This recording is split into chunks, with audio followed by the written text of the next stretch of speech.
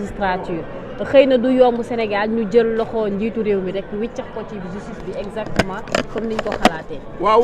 je pense que loolu effectivement dëgg la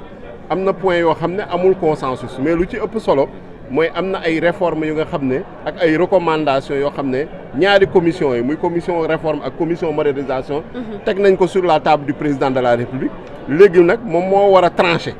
par rapport à ces points yi nga xam ne c'est pas des points consensuels mais je pense que lu ci am solo rek mooy le dialogue bi entamé nañ ko te on a des propositions de réforme yu am solo nga xam ne bés buñ ko mettre en œuvre nañ gis ni justice Sénégal am na une amélioration qualitative et te en tout cas lu ñu waxoon le projet d'un Sénégal juste prospère et souverain dañ ko mën a am à travers en tout cas cette réforme du secteur de la justice donc vraiment loolu daal nañu mënoon wax te di ñaan yàlla nag lu ci des mooy rapport bi ñu jébbal ko président de la République te ñu dem vers dans la mise en œuvre nga xam ne dina impliquer yeneen acteurs le président de la République en tant que chef de l'exécutif les autres acteurs également conseil supérieur de la magistrature et l'Assemblée nationale aussi ñëpp dugal ci seen loxo ànd ci comme nuñ ko defee nii mais di féliciter ñëpp di jaajëfal ñëpp tamit yéen tam journalistes yi joué ngeen tamit seen rôle jërëjëf. merci beaucoup donc voilà donc ñu vu ko dañoo xaw a tardé tey boo ñu doon retracé waat tey li nga xamante ni tey moom moo di journée nationale du dialogue bi mu di li nga xam ne mooy ouverture bi ak tey li nga xam ne mooy clôture bi tey synthèse bi boo ko doon tënk ci lan lay wax. waaw lu ñu koy tënkee mooy dialogue am na fi man loolu daal mooy sama première satisfaction parce que tey gis nañ ni procureur yi juge d'instruction yi ñoo xam ne dañ doon côtoyer wu mooy ñoo xam ne tey ay détenus nañu woon dañ doon côtoyer ni mais daanuñu woon waxtaan parce que ku nekk yow yaa ngi ñii ñoo doon décider pour le sort des autres mais tey ñoom ñëpp dañu toog ci benn salle di waxtaan ci ay problèmes yoo xam ne ñëpp ñoo ngi ko doon dund c'est-à-dire que les longues détentions préventives les tortures traitement inhumain yeeg dégradant yi ak déni de justice yi yooyu yëpp waxtaan nañ tam ci réforme yi organisation conseil supérieur de la magistrature dañu mettre en place une cour constitutionnelle ak yeneen réforme naka nañuy améliorer la situation de détention carcérale naka nañuy améliorer naka nañuy yokkee nombre magistrats yi parce que gis nañ tamit le nombre des magistrats dafa tuuti on parle de 540 ou 545 530 le nombre d'avocats tuuti na donc ak yeneen acteurs yi greffiers yi tamit seen nombre bëriwul noonu donc ñooñu ñëpp naka nañuy renforcer la justice mais lu ci ëpp solo malgré la diversité d'opinion ñëpp benn objectif nañu amoon faire en sorte qu'on ait un Sénégal beaucoup plus juste te yaakaar naa ne loolu moo tax président de la République Bassirou Diomaye Faye woote assise de la justice yi mu ubbi woon ko tey le ministre de la justice clôturé ko mais ñun am nañu ci satisfaction parce que lu ñu fi fekkee le travail vraiment a été sérieux rigoureux te on a assisté à un vrai dialogue vraiment avec vraiment des propositions des recommandations de qualité donc loolu vraiment satisfaction la te yaakaar naa ni tamit lii dañ ko tàmbali rek te président de la République dafa ne woon dina woote ay concertation dans tous les secteurs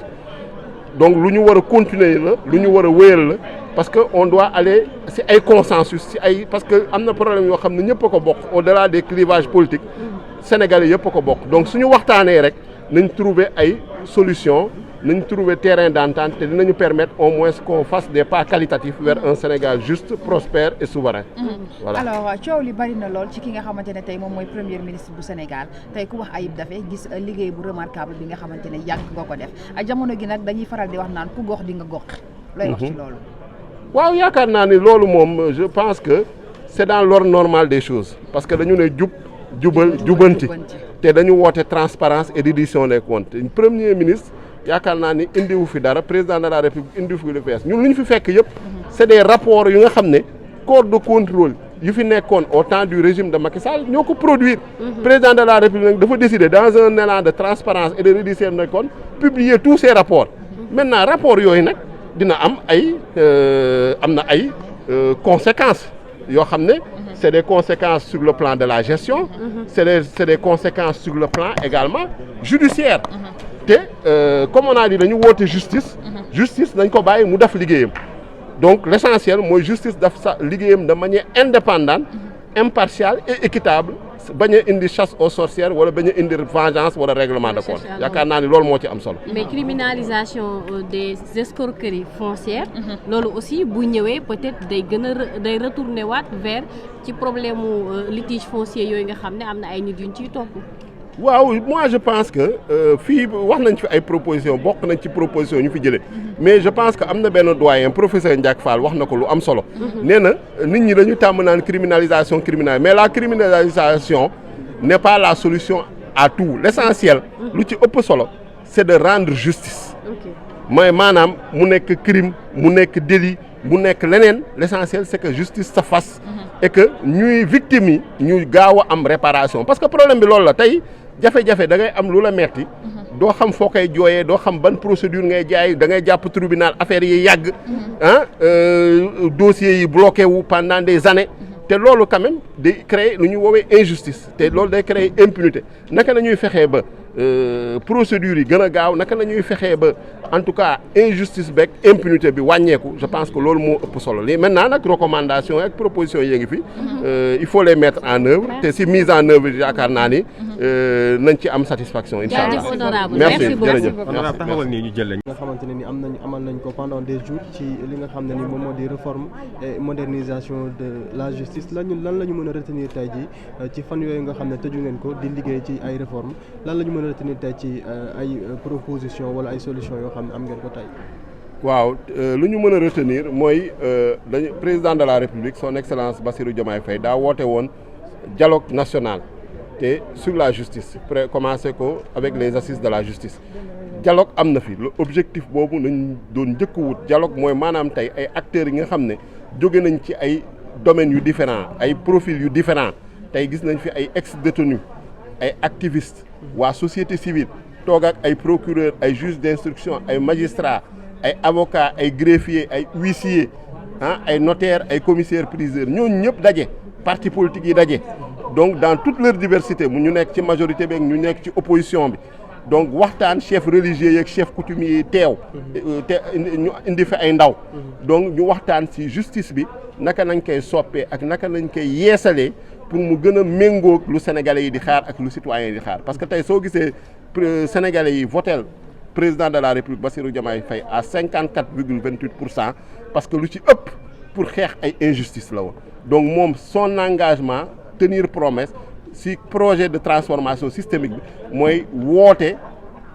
waxtaan woote diisoo ci mbirum justice pour ñu fexe injustice ak impunité ci dëkk bi mooy maanaam neewuñu dinañ ko éradiquer waaye dina wàññeeku vraiment de manière importante loolu daal moo doon objectif bi dialogue bi am na indi nañ fi nag ay propositions ak ay recommandations ay xalaat yi nga xam ne ñaari commission la woon commission réforme ak commission modernisation ñoo tëju woon ku nekk indi sa rapport ñu lire ko gars yi débattre ci rapport bi jébbal ko le ministre de la justice moom nag mu transmettre ko au président de la république mooy am nag le dernier mot pour xool propositions yeeg recommandations yi yàlla la jàpp ni moom moo am consensus yan nga xam ne consensus amu ci ak yàlla nañ jàpp ni peut-être loolu amuñu temps pour waxtaan ci mais loolu peut-être dinañ amaat yeneen cadre yoo xam ne nañ ko waxtaanee dégg nañ ci proposition création d'une cour constitutionnelle mooy nga xam ne day remplacer le conseil constitutionnel loolu xalaat bu am solo la dégg nañ fi conseil supérieur de la magistrature naka lañ koy yeesalee pour que carrière magistrat yi ak indépendance de la justice ñu gën ko jëmmal ci biir conseil supérieur de la magistrature am na ñoo xam ne nag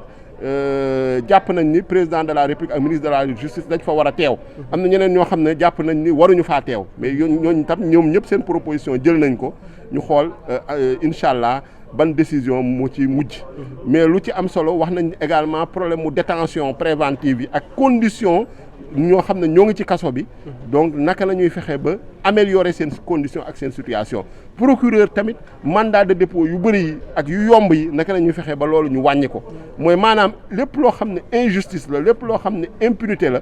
nga xam ne yow day am lu la naqari nga bëgg ko jooy ci kanamu de la justice affaire yi yéex loolu wala doo am accès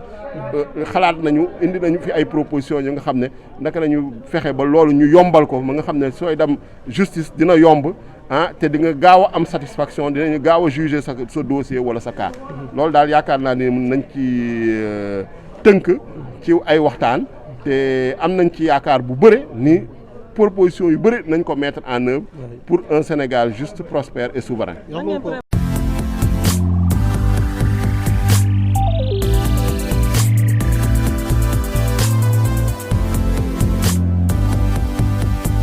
Visit.